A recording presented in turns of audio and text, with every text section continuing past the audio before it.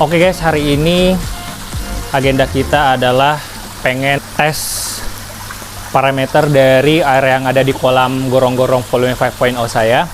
Kemarin kan pada saat pertama kali running kita udah lakukan metode pemberian kaporit, kemudian kita juga udah kuras sebagian juga untuk ngeluarin kotoran-kotorannya dan juga klorin, zat-zat klorin dari kaporit. Kemudian kita udah isi lagi, kita dripping. Nah sekarang saatnya kita coba cek parameter airnya. Nah untuk mengetes parameter air yang ada di kolam saya, ini saya akan menggunakan test kit api. Nah kalau yang ini saya dapatnya itu dari Ko Acung.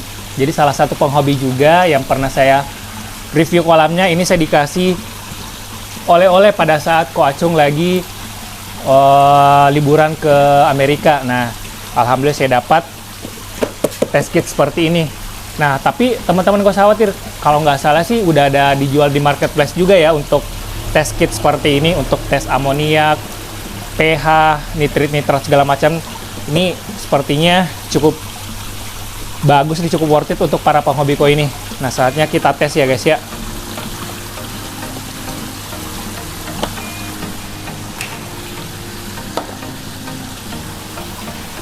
Walaupun mungkin kalau untuk nitrat karena ini kan belum ada biolot, saya yakin sih 0 ya, tapi ya kita coba aja untuk tahu pastinya. Ini kita cek pertama dulu pH dulu ya guys ya. Nah kalau caranya cukup mudah ya untuk tes pH amoniak nitrit menggunakan tes kit API ini. API apa API ya, kayak api kebakaran gitu ya guys ya singkatannya. Nah caranya itu katanya cukup mudah tapi tetap baca ya. Ketahuan baru pertama kali pakai. I see.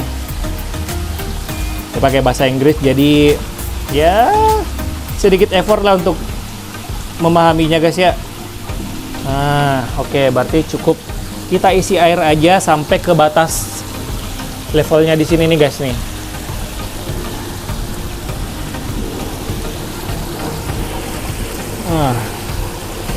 Di sini aja dah.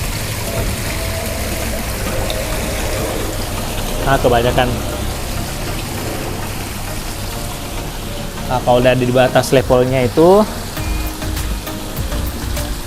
kita tetesin. Situ tulisannya sih 3 tetes ya. Jadi kita apa ya namanya ini ya? Si wadah test kitnya ini ada batasnya atau batas levelnya di sini tulisannya 5 mili. Nah, kemudian kita tuangkan 3 tetes. 1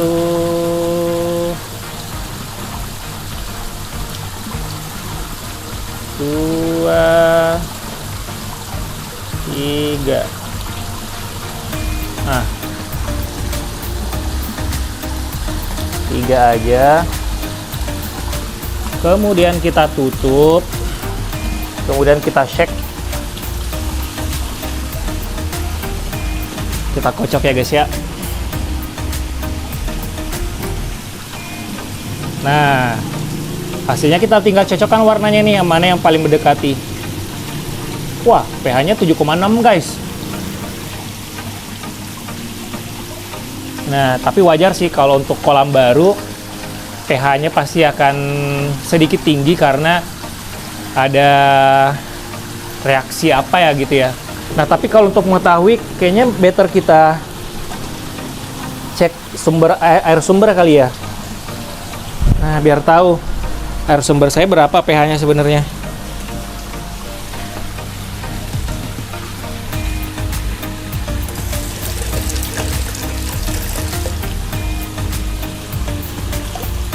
Kebanyakan.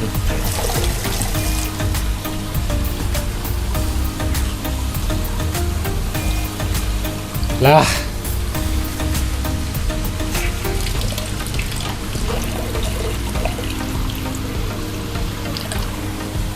Nah, kita cek ya. pH.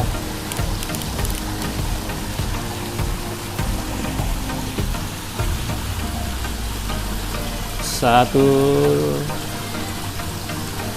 dua, tiga.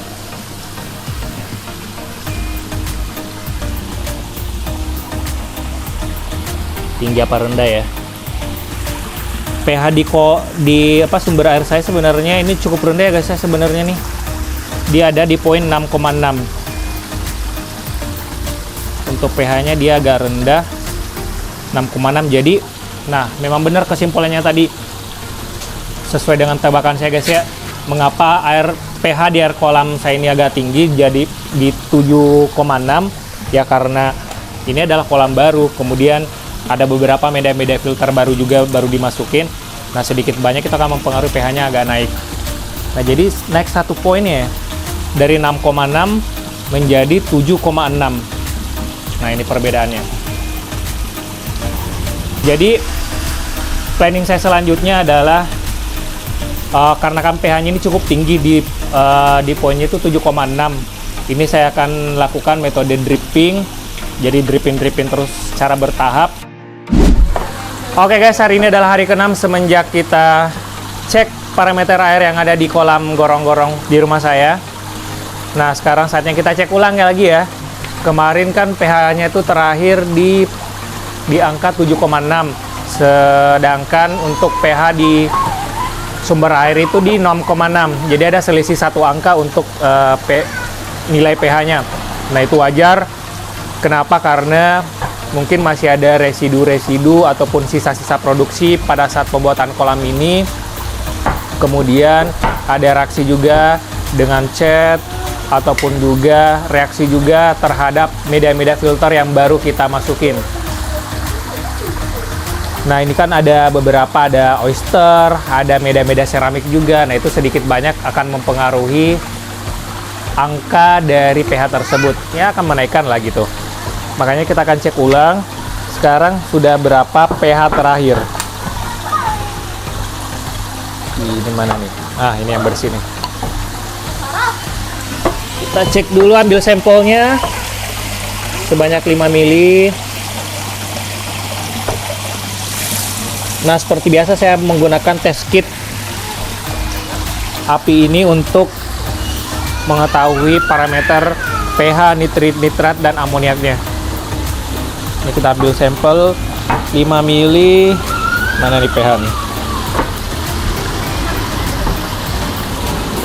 Kemudian kita tinggal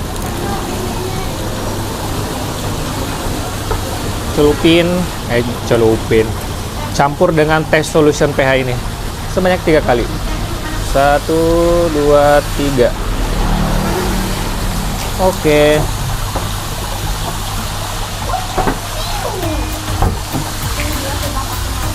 Kita tutup. Terus kita tinggal cocokkan. Sesimpel ini.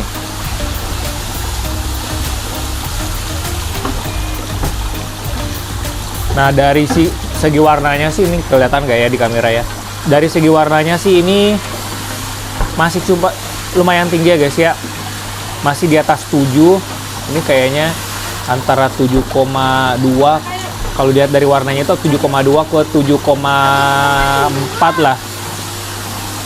Nah, walaupun memang belum ideal di poin angkanya itu belum di angka 7, tapi oke lah. Ya, karena saya sendiri udah nggak sabar ya guys ya untuk nurunin ikan testernya, jadi udahlah ya. Di 7,6 sebenarnya udah aman sih. Makanya kita langsung ambil aja ikan testernya biar kita nggak terlalu lama menunggu. Ya, kita jadiin aja ikan testernya sebagai tolak ukur. Kalau misalnya ikan testernya kenapa-napa, berarti memang airnya ini belum aman ya. Tapi kalau misalnya ikan testernya sehat walafiat, berarti ikan yang lain pada saat kita masukkan juga aman dong harusnya. Gitu aja sih. Ya udahlah ya.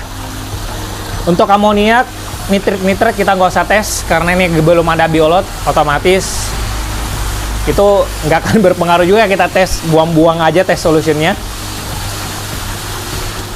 Ini saya simpan di sini aja. Kita langsung ambil ikan testernya aja guys ya.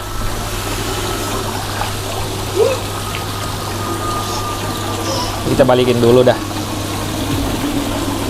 Nah, oke, ayo Ahil, kita ambil ikan testernya.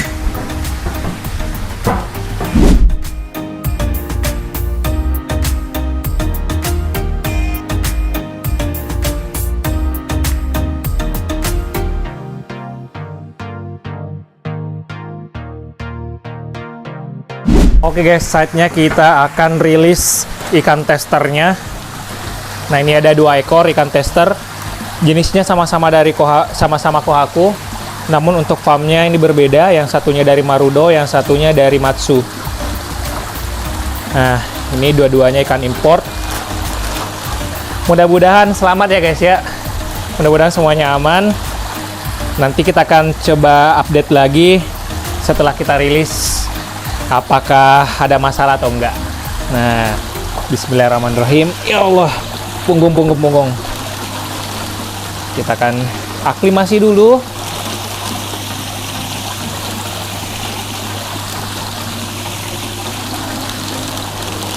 Aklimasi airnya biar nggak terlalu kaget ikannya. Untuk perbedaan parameter airnya. Oke, udah cukup kali ya.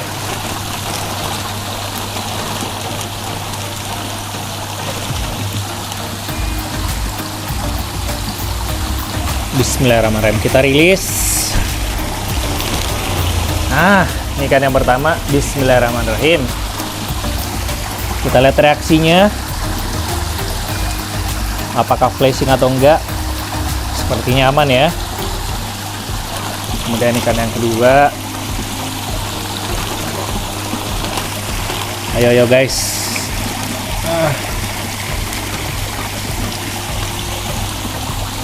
Ini ikan yang kedua.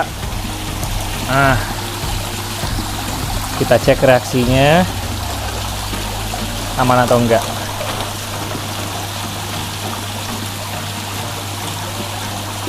Apa-apa, kita campur aja airnya. Toh ini juga nggak ada ikan yang lain lagi.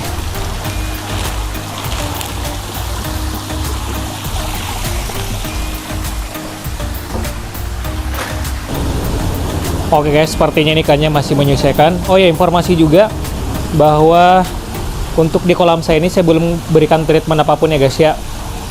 Belum ada pemberian bakteri starter ataupun zat-zat yang lainnya. Nah, kenapa demikian ya? Karena ini sambil saya tunggu ya reaksinya dulu. Kalau memang dibutuhkan nanti juga saya akan tambahkan.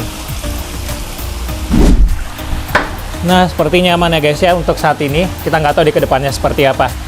Mungkin itu aja dari saya. Doakan aja semuanya aman dan lancar.